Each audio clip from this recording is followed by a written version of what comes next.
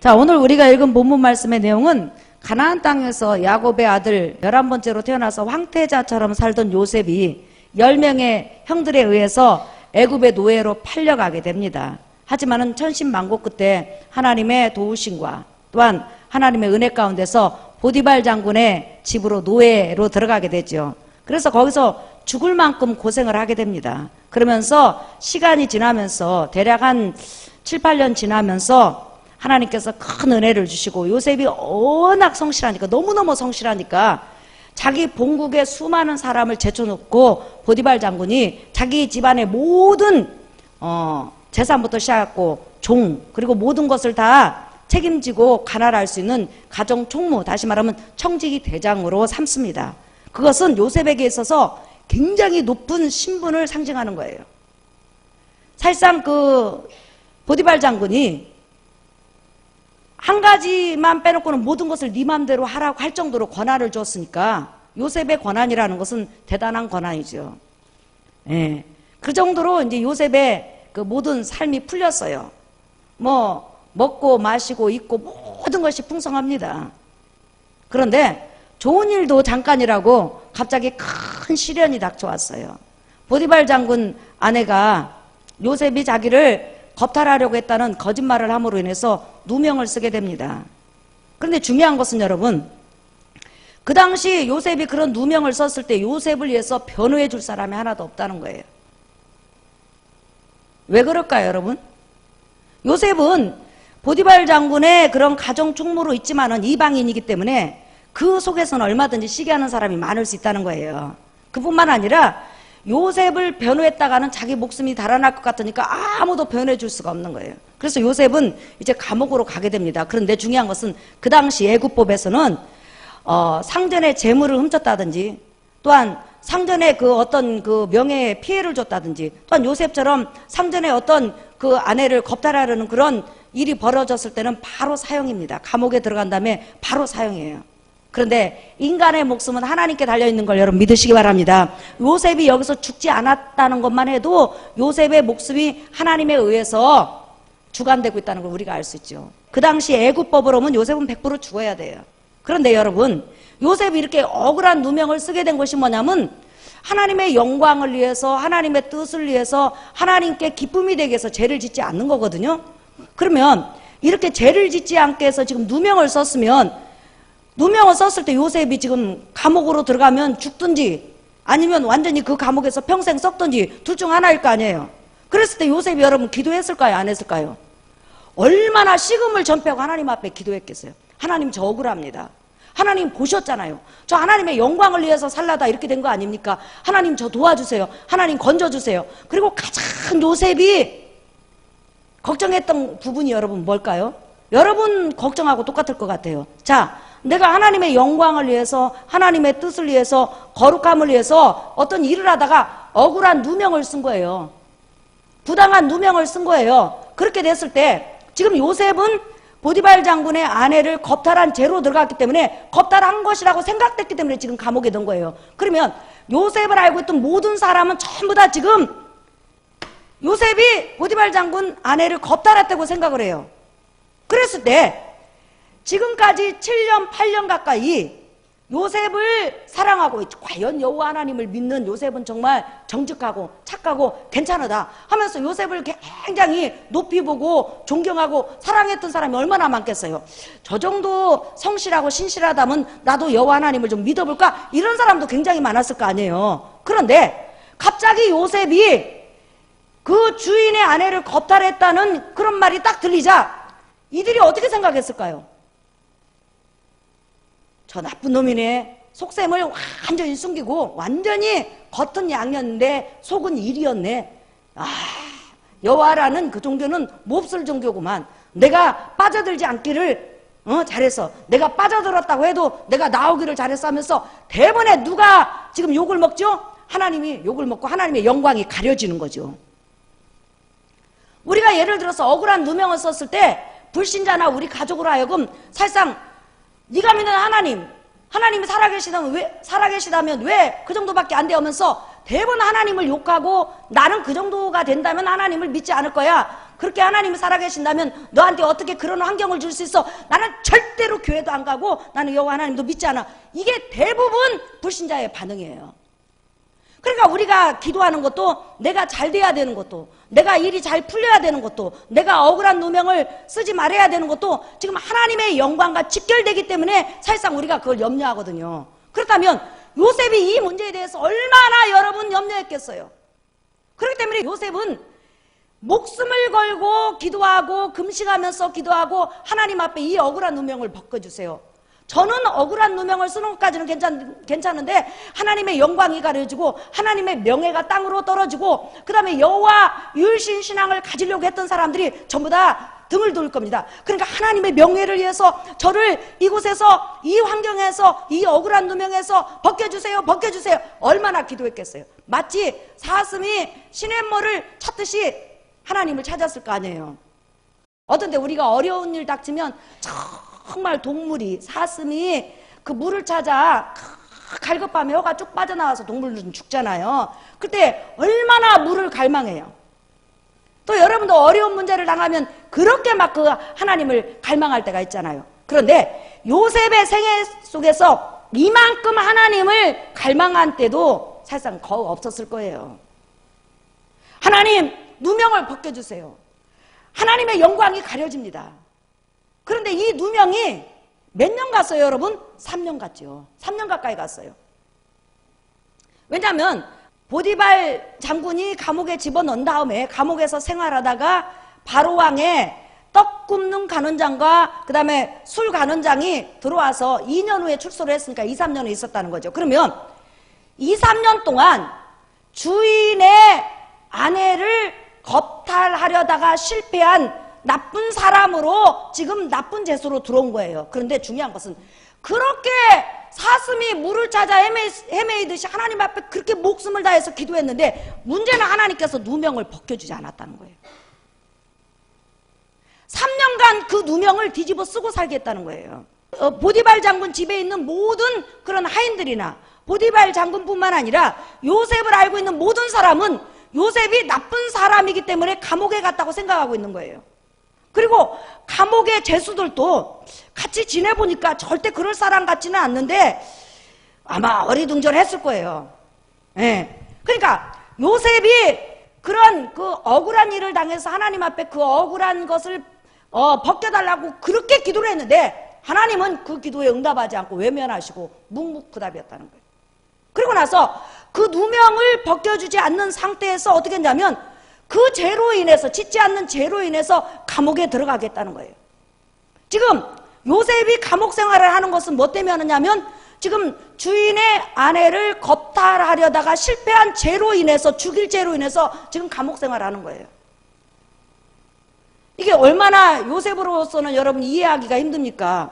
아니, 하나님의 영광을 위해서 죄를 짓지 않았는데 그러면 보상을 해주고 면류관은 주지 못할 망정 어떻게 하나님께서 그렇게 그 더러운 제목으로서 3년을 그 제목을 달고 살게 하겠냐는 거예요. 이때 요셉이 굉장히 억울하고 힘들었을 거예요. 그러면 보통 우리 같으면 정말 하나님이 나한테 이러실 수 있는가 해가지고 원망하고 불평하고 그 다음에 믿음의 끈을 대부분 다 놓아버리려고 했을 거예요. 왜? 너무 억울하거든. 하나님의 영광을 위해서 산 자기에게 하나님이 이러실 수는 없는 거예요. 그런데 여러분 우리가 여기서 요셉의 행동을 보면 기가 막힌 그런 믿음의 결정이 나옵니다. 자, 여러분 한번 보실까요? 20절 한번 보세요. 시작. 이에 요셉의 주인이 그를 잡아 옥에 가두니 그 옥은 왕의 죄수를 가두는 곳이었더라. 요셉이 옥에 갇혔으나 시작. 여호와께서 요셉과 함께 하시고 그에게 인자를 더하사 간수장에게 은혜를 받게 하시매. 자, 지금 억울한 누명을 써고 하나님 앞에 기도했는데 하나님께서 그 기도를 외면하시고 응답하지 않았어요. 자, 그러면 그 더러운 제목을 가지고 감옥에 갔는데 요셉이 모든 믿음을 자포자기하고 죽기만을 기다리고 죽여달라고만 기도하고 자살할 생각만 기다리면서 그가 완전히 하나님 앞에 불신앙으로 원망으로 일관했다면 하나님께서 절대 요셉에게 역사할 수 없어요. 따라합시다. 불신앙과 원망 속에서는 하나님의 영광이 나타날 수 없다.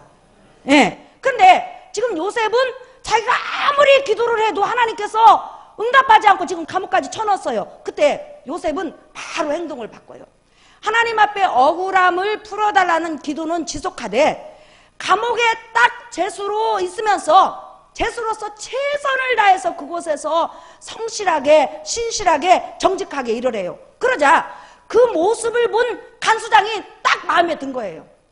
그러면서 하나님께서 무슨 거룩한 뜻이 있을 거야. 하나님의 선하신 섭리가 있을 거야. 분명히 하나님은 살아계시고 나의 모든 일거수일투족을 전부 다 꿰뚫어 보시는 분인데 하나님이 이렇게 억울한 누명 가운데서 감옥에 나를 쳐넣으신 이유가 분명히 있을 거야 하면서 그 환경을 그대로 받아들이면서 그 속에서 기도하면서 견뎠다는 거예요.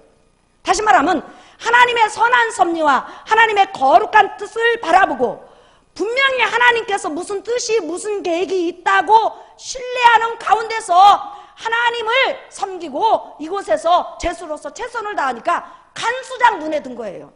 만약에 원망하고 죽을 생각만 하고 죽여달라고 하고 자살할 생각만 했다면 절대로 간수장 눈에 들 수도 없고 하나님의 은혜가 임할 수도 없어요. 자, 여러분 또 보세요. 23절 볼까요? 시작. 간수장은 그의 손에 맡긴 것을 무엇이든지 살펴보지 아니하였으니 이는 여호와께서 요셉과 함께 하심이라. 여호와께서 그를 범사에 형통하게 하셨더라. 다시 말하면 억울한 누명은 벗겨주지 않고 감옥 생활은 계속하게 하시는 대신에 감옥 생활 안에서는 무엇이든지 형통한 은혜를 주셨다는 거예요. 예를 들어서 가난 속에 집어넣을 때도 있고 병 속에 집어넣을 때 있고 억울한 누명을 쓰고 그 환경에 갇힐 때가 있어가고 2년 3년 지나지만은 그 안에서도 하나님의 손길은 여전히 함께 하시고 형통함으로 여전히 함께 하시고 여러분에게 은혜를 주시고 말씀을 통해서 깨닫게 하신다면 분명히 하나님의 선한 섭리와 거룩한 뜻이 여러분에게 있는 걸 믿으시면 아멘 하십니다. 하나님의 거룩한 섭리와 뜻이 분명히 있다는 거예요. 이것을 요셉이 신뢰했기 때문에 바로 그 환경에 적응할 수 있었다는 거예요. 다시 말하면 인내할 수 있다는 거예요. 인내가 뭐예요? 참고 견딜 내자예요. 다시 말하면 참고 견디는 거예요. 뭘 참고 견디는 거죠? 하나님의 선하신 섭리와 거룩한 뜻이 분명히 자기에게 있어서 나중에 좋은 축복과 좋은 은혜와 나중에 좋은 결과를 주실 것을 믿고 참고 견디고 기다리는 거예요. 이것을 인내라고 그러는 거예요. 여러분에게도 이런 은혜가 있기를 예수의 이름으로 축원합니다.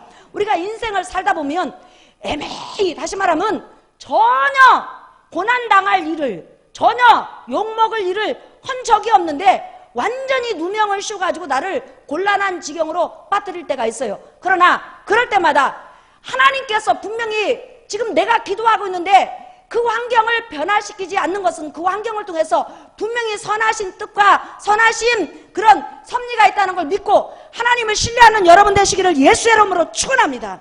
이게 바로 하나님의 사람이에요. 내가 고난 가운데 있을 때 너무 억울한 일 당했을 때 정말 나는 하나님의 뜻대로 살라고 노력하는데 그거와 상관없이 하나님께서 나를 어떤 환경에 꽉 가둬가지고 막 숨통을 조여올 때 그때 여러분이 어떻게 해야 되냐면 요셉처럼 하나님의 거룩한 뜻과 나를 향한 하나님의 거룩한 섭리를 기대하면서 참고 견디고 하나님을 기대하는 여러분 되시기를 예수의 이름으로 축원합니다. 찬양 한 장 불러볼까요? 왜 나만 겪는 고난이냐고.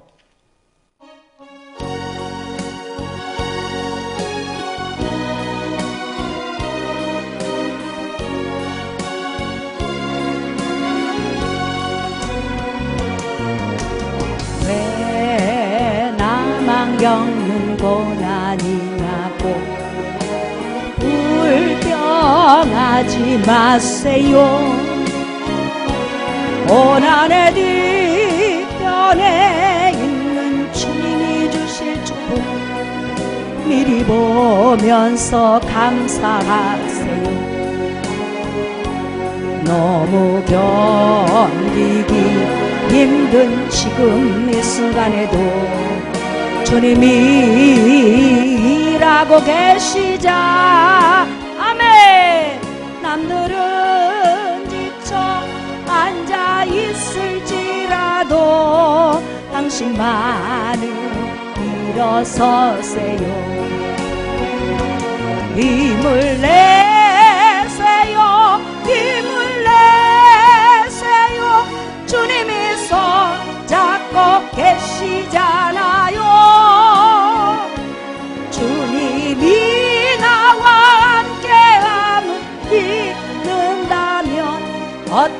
질병병도 이길 수 있잖아요.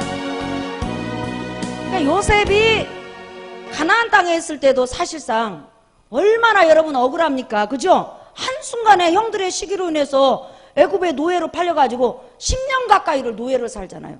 그런데도 하나님 안 건져줘요. 10년간 어렸을 때부터 오직 하나님의 영광을 위해서 살아온 자기에게 10년간 그런 노예로 완전히 처박아 놨을 때 어떤 사람이 얼마만큼 믿음을 지속할 수 있겠냐는 거예요. 그럼에도 하나님의 신실하신 그 하나만을 믿고 견디는 것 보세요. 이게 바로 믿음이에요. 사랑하는 성도 여러분, 성령께서 요셉이 가졌던 믿음을 나와 여러분에게 주시기를 예수의 이름으로 축원합니다. 우리가 보면요, 에스더서에 보면 모르드게라는 사람이 나와요. 모르드게가 어느 날 왕궁 그런 문직이었는데 그 당시 아말렉 출신 하만이 국무총리였어요. 하만이 국무총리가 돼갖고 딱 왕궁문으로 나오다가 모든 사람은 다 엎드려서 절을 하는데 모르드게만 꼿꼿이 서 있는 거예요. 그러니까 하만이 아니 저자가 누구기에 다른 모든 백성들은 엎드려서 절을 하는데 나에게 절을 하는데 저자만 절을 하지 않고 꼿꼿이 나를 쳐다보고 있느냐. 그러니까 부하가 있다가 저 사람은 유대인 출신 모르게입니다. 유대인들은 하나님께서 그들의 성경에 아말렉을 영원히 원수로 여기고 아말렉과 하친하지 말라고 했기 때문에 국무총리에게 절하지 않습니다. 그러자 여러분 하만이 화가 나가지고 그러면 유대인이야? 내가 그러면 유대인 모르드게만 죽일 것이 아니라 그 당시 바벨론 지역, 다시 말하면 바사 제국 내에 유대인이 몇 명 살고 있었다고 그랬죠? 200만에서부터 400만 명 살고 있었어요. 200만에서 400만이 살고 있었다고 유대인이. 그 많은 사람을 12월 13일 한 날 정해가지고 싹 죽여버리겠다는 거예요. 그랬을 때 여러분 지금 모르드게는 하나님의 말씀에 순종하고 하나님의 영광을 위해서 지금 아말렉 사람 하만에게 절을 하지 않은 거예요.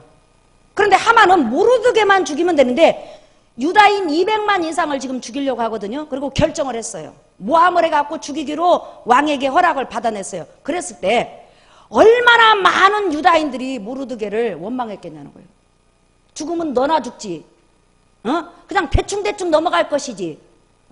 너만 하나님 사랑하냐 하면서 얼마나 모르드게를 모함하고 모르드게를 죽이려고 하고 모르드게에게 등을 돌렸겠어요.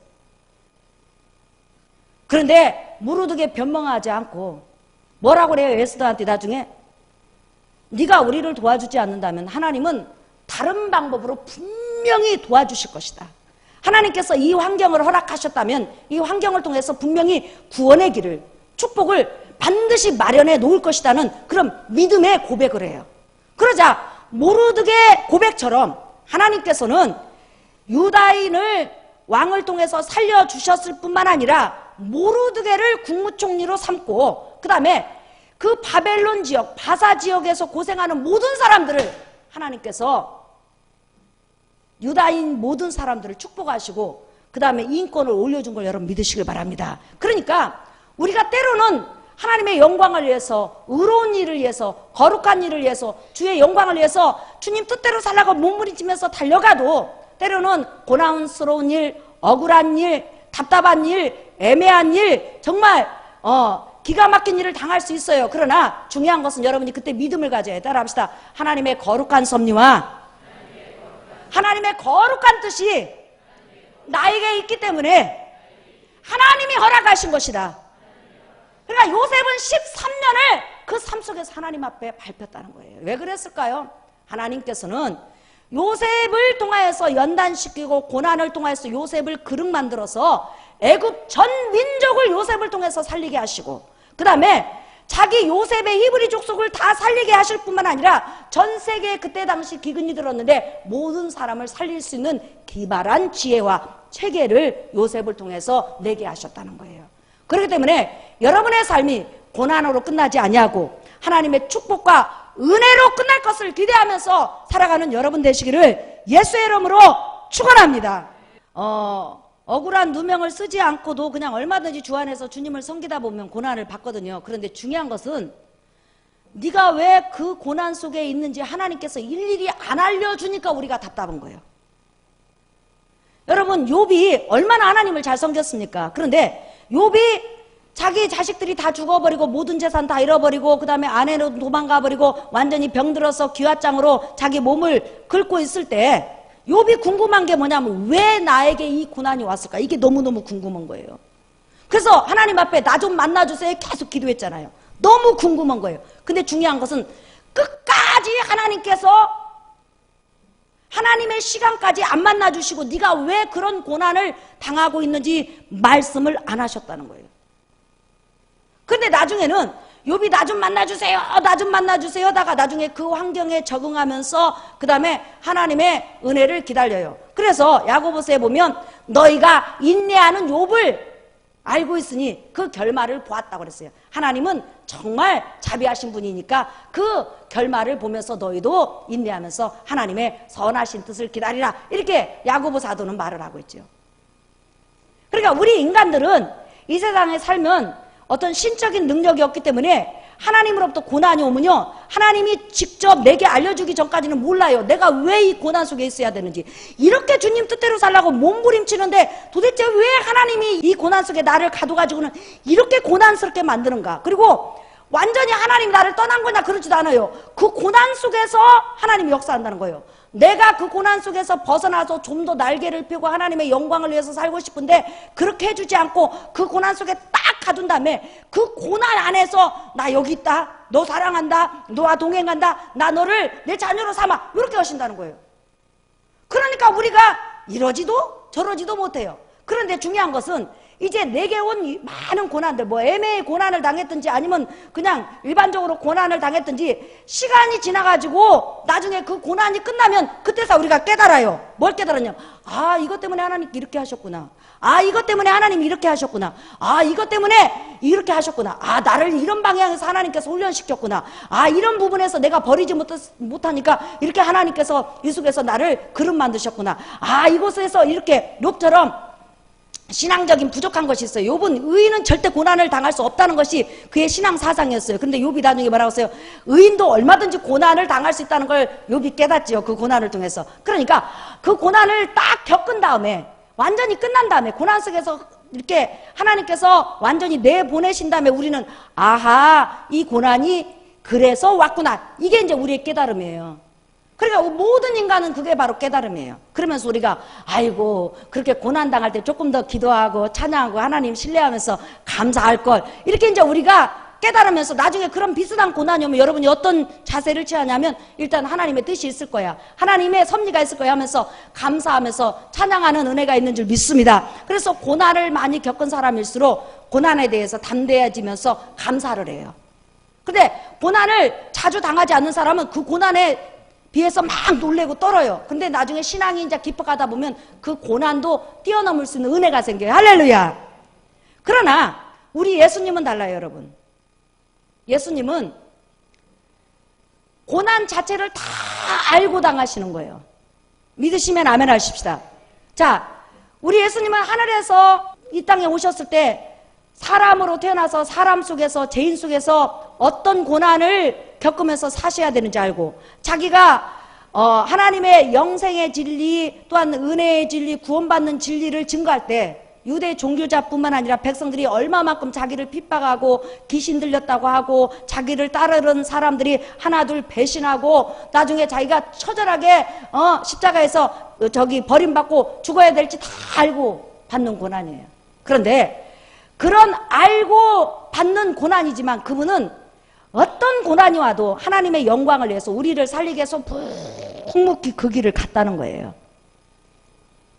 예수님은 알고 당하는 고난이고 우리는 모르고 당하는 고난이지만 중요한 것은 알고 당하는 고난이 됐던 모르고 당하는 고난이 됐던 하나님의 사람은, 하나님의 백성은 분명히 그 고난 속에 하나님의 선한 섭리와 하나님의 선한 뜻이 여러분을 향해서 있는 걸 믿으시기를 예수의 이름으로 축원합니다.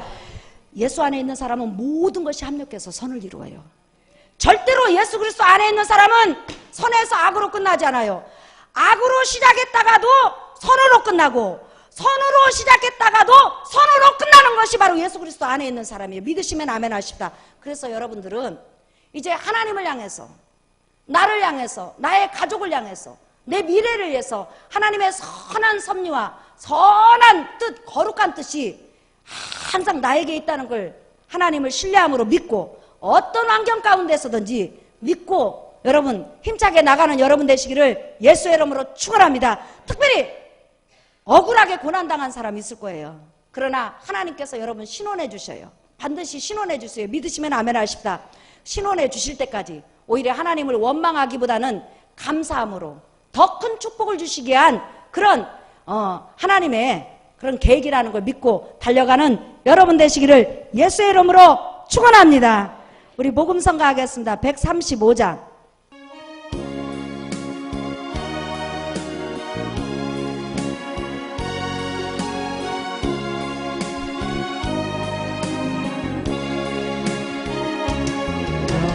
여기에 모인 우리 주의 은총 받은 자여라. 주께서 이 자리에 함께 계심을 언제나 주님만을 찬양하며 따라가리. 시험 아멘 당할 때도 함께 계심을 믿노라. 이 믿음 더욱 굳세라. 주가 지켜주신다. 어두운 밤에도 주의 밝은 빛 인도하여 주신 주님이 뜻하신 일, 주님이 뜻하시니 헤아리기 어렵더라도 언제나 주 뜻 안에 내가 있음을 아멘. 주 뜻 안에 내가 있음을 아노라. 말씀들이 나를 더욱 새롭게 가니 때로는 넘어져도 최고 승리를 믿노라. 이 믿음 더욱 굳세라. 주가 지켜주신다. 어두운 밤에도 주의